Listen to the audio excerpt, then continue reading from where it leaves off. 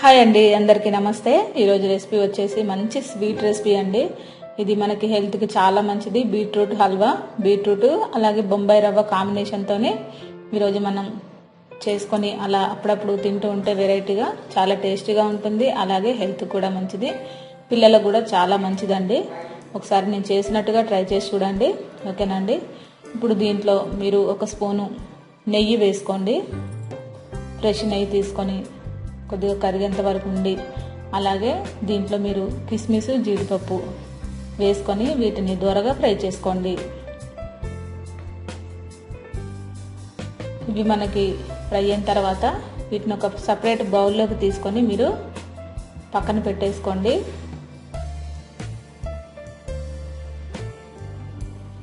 మాడకుండా దూరగా ఫ్రై చేసుకోండి. మరి మాడితే కూడా జీడిపప్పులో టేస్ట్ అనేది వేరే అవుతుందండి, అందుకని దూరగా ఫ్రై చేసుకోవాలి.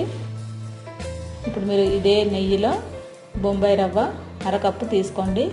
2 బీట్రూట్లకి అరకప్పు బొంబాయి రవ్వ తీసుకోండి.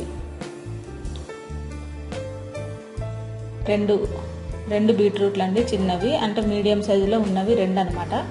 ఆ 2 బీట్రూట్లకి మనం తీసుకున్న క్వాంటిటీ ఏంటంటే 1 కప్పు బొంబాయి రవ్వ తీసుకొని ఈ నెయ్యిలో గోధుమ రవ్వ వచ్చేంత వరకు మీరు ఫ్రై చేసుకోండి.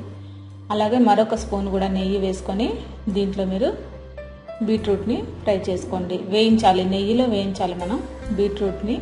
పచ్చివాసన కంప్లీట్గా మనకి మట్టిలాగా కొంచెం స్మెల్ వస్తూ ఉంటుంది కదండి, అలాంటి స్మెల్ ఏం రాకుండా మీరు బాగా ఫ్రై చేయండి. ఒక 5 నిమిషాల పాటు మీడియం ఫ్లేమ్లో నెయ్యిలో ఫ్రై చేస్తే ఈ పచ్చివాసన అన్నది కూడా కంప్లీట్గా పోతుంది మనకి.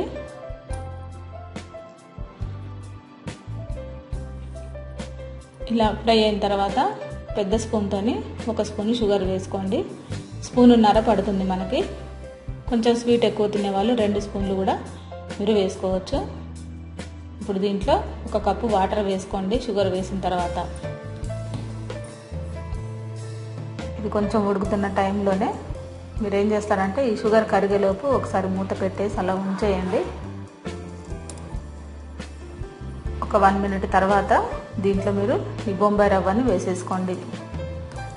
ఇందులో కంప్లీట్గా వాటర్ ఇంకేంత వరకు ఉండకండి.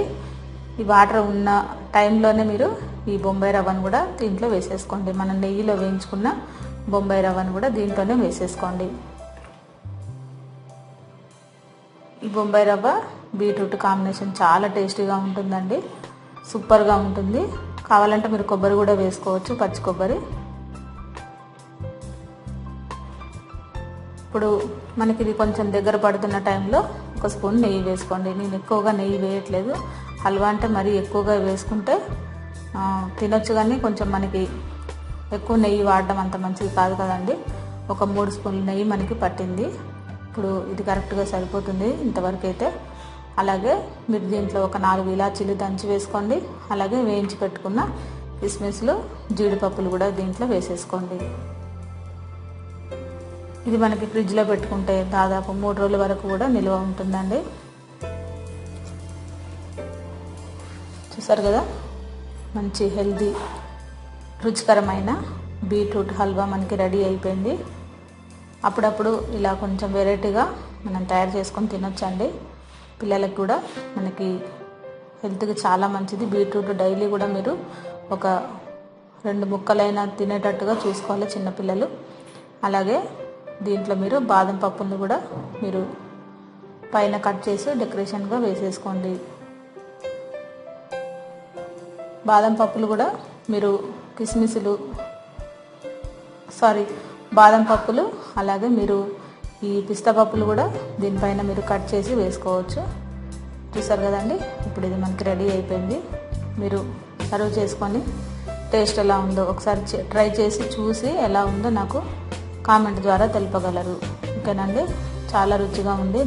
మేము అందరం కూడా టేస్ట్ చేసాము, చాలా బాగుందన్నారు, ఓకేనండి. అందరికీ థ్యాంక్ యూ. నా రెసిపీ మీకు నచ్చినట్లయితే లైక్ చేయండి, షేర్ చేయండి, సబ్స్క్రైబ్ చేయండి.